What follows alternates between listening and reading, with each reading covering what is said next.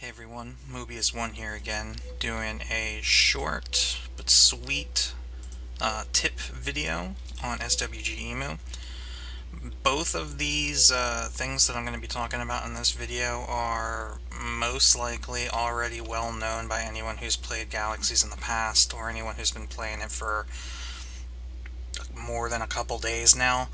But to new players, these two tips are going to be very important. So this is kind of geared for the new players, but veterans, who knows, maybe you may not remember this stuff. Anyway, I'm going to be talking about vehicles and backpacks, because those are two I don't want to say easily overlooked features in Galaxies. The vehicles certainly aren't, but the backpacks certainly are. And there's no real way, like, the game doesn't tell you about them or how to use them. Now, as of the point at which I'm making this video, like as of right now, when you create a character, you start with a deed for a Landspeeder. Now, that's great for starting out, but the Landspeeder they start you with is actually the slowest vehicle in the game. Right now there are 3 vehicles in the game, and I'm actually going to buy a deed for Landspeeder. So here we go, the X34 Landspeeder, wow. Oh wait, there's 2? X34 and X31. Now we'll buy them both. I don't even know which one they start you with.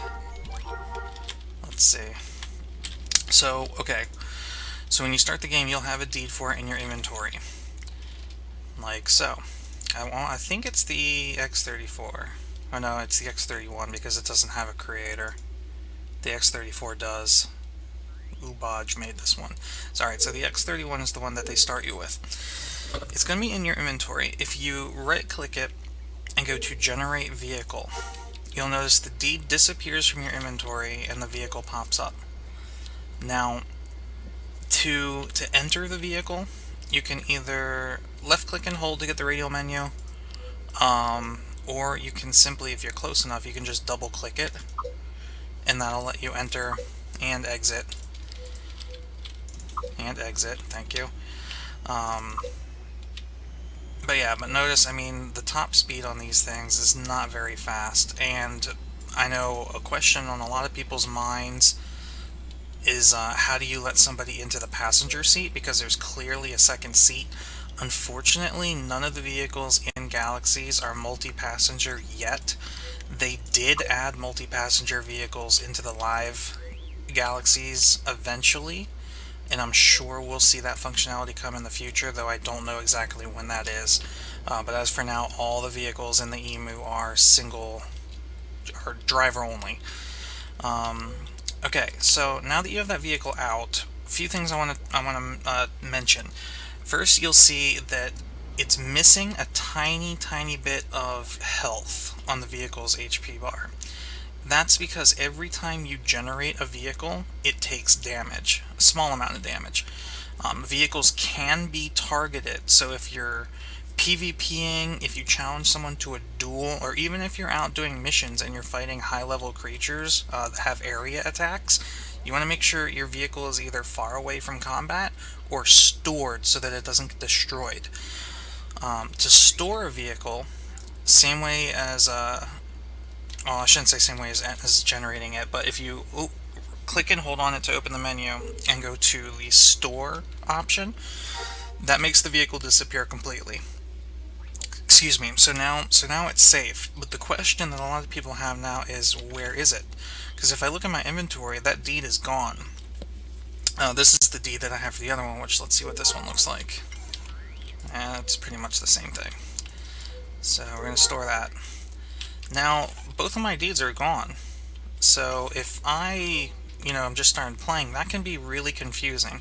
No, vehicles are not single-use items. What happens is after you consume the deed to get the vehicle, it becomes a data pad entry. So if you open up your data pad and go to data, here are your vehicles. And you'll see I have quite a few because I like to have backups in case any get destroyed. That way I don't get stranded somewhere. And you can actually click and drag these vehicles onto your toolbar. So you'll see I have one of my speeder bike swoops is actually on my toolbar, and the reason for that is so now I can just hit this button and the vehicle pops up. And just so you can see a speed difference, you see the swoop goes a lot quicker than that Landspeeder does. So the three vehicles are four, I guess, if you're counting the X31. I'm pretty sure the X31 and the X34 are the same thing, really. It's just the 31 is the one they start you with, and it has lower HP than the 34. But these two are the slowest. The speeder bike is the next step up, and the swoop is the next step beyond that. However, the swoop has the largest turning radius and is also the slowest going up hillsides. The speeder bike can turn a little bit sharper and doesn't have that much difficulty going up slopes, and I believe the Landspeeders, even though they are the slowest, may actually be the quickest going up slopes. It's either that they're the quickest or they lose the least amount of speed going up a slope, whereas the swoop, there's a significant loss of speed when you're trying to go up a hill. But that's really it. Most people still use the swoops anyway because, you know, while they're slow going up hills over land, they're just lightning fast. But the next thing that I want to talk about is you'll notice I'm missing quite a big chunk of HP off of this because, like I said, every time you generate it, you'll see minus 43, minus 17, minus 34, and eventually, if I do this long enough, there it is, you'll see it starts to smoke. And if I continue to do this, eventually it will catch fire and ultimately wear itself out and destroy itself. And you don't want that to happen. If a vehicle is ever destroyed, there is no way to repair it. So if you ever lose a vehicle, you might as well open your datapad and just right click and destroy the datapad entry, because you're never going to repair that. So you can see now I got about down to about half health. It's on fire, and the health doesn't have any effect on the performance of the vehicle. So it's still just as fast as it is at full health, but obviously it's a lot easier to be destroyed now than if it were at full health. So you can repair the HP. All you need to do for that is find one of these buildings, these structures. This is a vehicle garage. If you look on your map, if my map wants to give me names, there we go. Parking garage. So there's some here. You can even use your world map to find parking garages. So you see there, there are parking garages in player cities also. So that is a structure that a player city can have, that has access to. So all you have to do is, once you're within range of a parking garage, just open up the menu on your vehicle and you'll have an additional option to repair vehicle. It'll tell you how much it costs. You'll just click OK, and for that price, you'll see now the HP is full. So that is really all you need to know about the vehicles. Where you can get them, saw earlier in the video when I bought the Landspeeders on the bazaar. If you just go to, since you're not going to be buying the actual datapad entry, you're going to be buying a deed. You want to double click on deed and go to vehicle deed. So you can see right here in Mos Eisley right now there are a bunch of speeder bikes on sale for only 4,500 credits. Swoop is on sale. There's only one swoop right now for 6,500 credits. But if any new players see me and need a vehicle, like I said, I got some extra ones, and I usually will give them away for free if you need them. But just let me know. Anyway, the last thing I want to talk about vehicles is just the customization, because you'll notice mine matches my armor. There are these items called vehicle customization kits, and to use them, actually let's talk about finding them first, because this one actually gave me a hard time. A vehicle customization kit on the bazaar is actually under the tool category, but it is not under any of these subcategories. So it's not a survey tool, it's not a ship component repair item, it's not a repair tool, crafting tool, or camp kit, but it is a tool. So if you just click on the base tool category here, and I'm on entire galaxy because I don't know if there are any in Mos Eisley, but if I scroll down somewhere, we have to shop. I'm going to be doing a video on shopping at some point, so here we go, Pug's Vehicle Customization Kit. So you are going to have to do a little bit of shopping. Probably sorting it by item type would be the fastest way, since you can look, see they're just going to be under tool. So we have shellfish harvesting tool, molecular lamp. So there's a few other things that are considered tools, but here's your vehicle customization kits. You just buy those. You can see this one's got 7 uses. So what you do is once you have it, you'll click on your vehicle, open your inventory, double click on the tool, and then there are 3 different areas that you can color, and obviously this is going to be different based on what vehicle you're coloring, but the frame is like the body, it's the blue part on mine. The trim is the red part on mine, and I believe the color, the extra trim, is like the seat, the metal bar, like the chassis on the bottom. Let me see what happens if I do this. Yeah, we'll go with that. Alright, so there you can see I just recolored the seat, the bar, and this nose fixture here. There we go, so that matches even better now.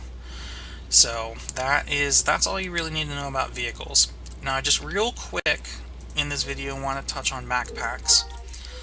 Because you don't start with a backpack, and you'll see like neither of these characters here are wearing backpacks. He's got a backpack. No one else around. Anyway, backpacks are pretty easy to get, and you'll see I actually carry several backpacks in my inventory just to do organization of items. But then you'll notice I have this one equipped. Now obviously you can only have one backpack equipped at a time, but there's a really important mechanic. The way the game recognizes inventory space with backpacks is if a backpack is in your inventory but not equipped, any items in that backpack are still counting towards your total item limit.